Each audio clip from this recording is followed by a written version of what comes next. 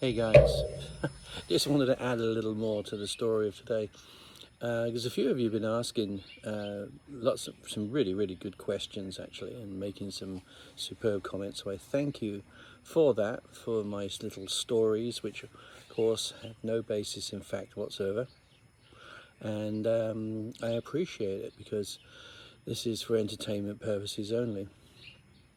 So how does the farmer get away with all of this culling of the animals? How will the animals not wake up? Well, see, the problem with animals is that they get distracted.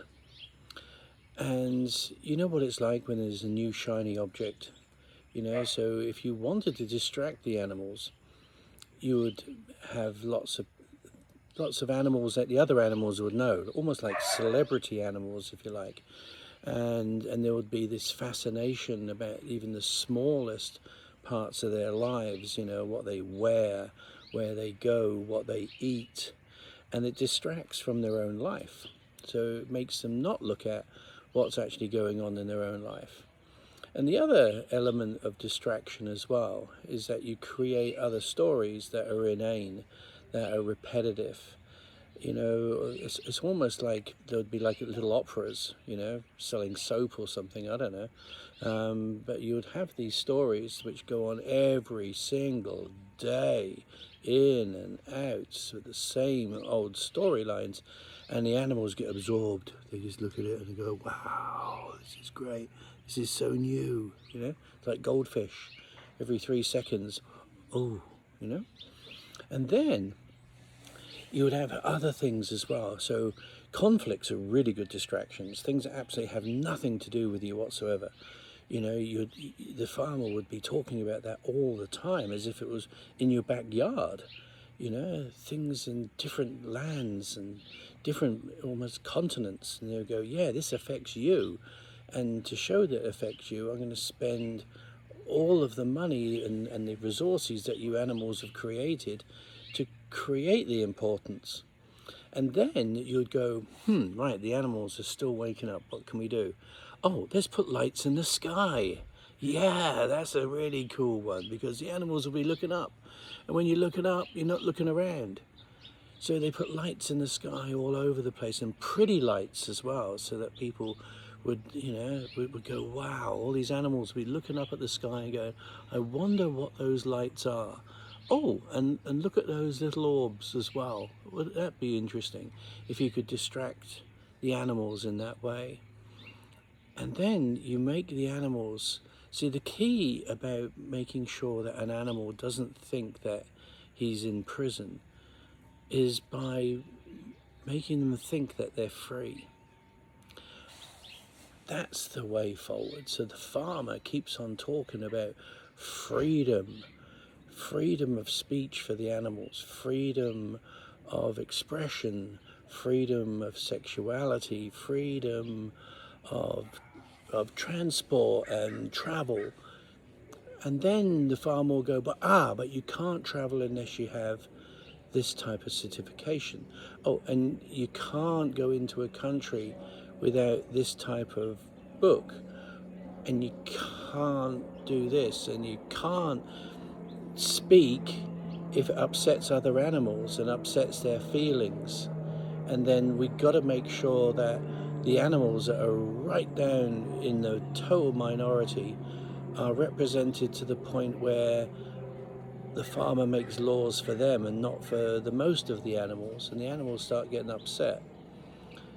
But that then creates more conflict, which the farmer likes. The farmer likes conflict. It's good, because if the animals are fighting amongst themselves, then they're not fighting the farmer.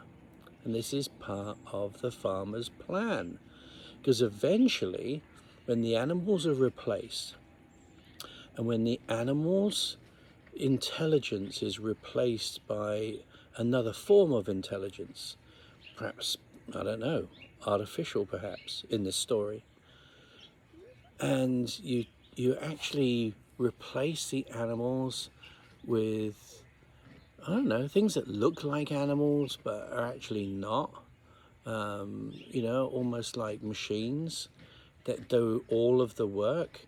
and then you get rid of all of the animals that used to do the work, and then the farmer keeps his own family safe, and then destroys all the other animals apart from the animals in that family.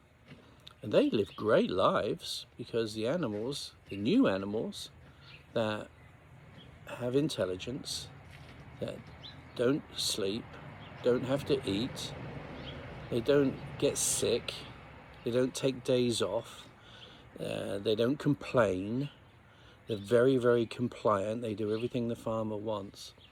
And if you had a very small population of farmers, like about 500 million, and then you had millions and perhaps even billions of these new animals, which were stronger, more capable, more intelligent, more compliant, and had none of the defects that the other animals used to have, then that would be a utopian world for the farmer. Wouldn't do too much for the animals that are actually in existence at the present time.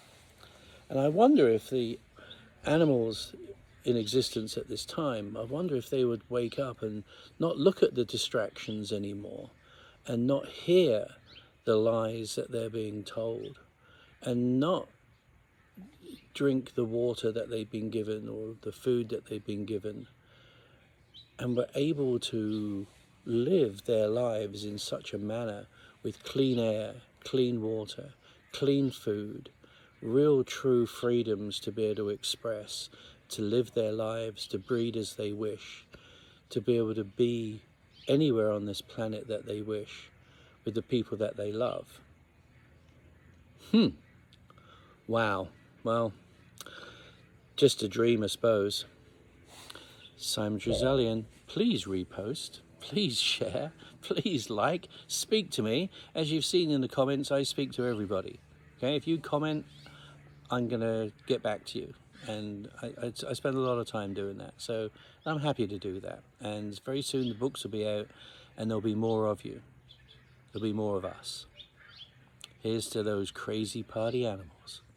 Bye bye now.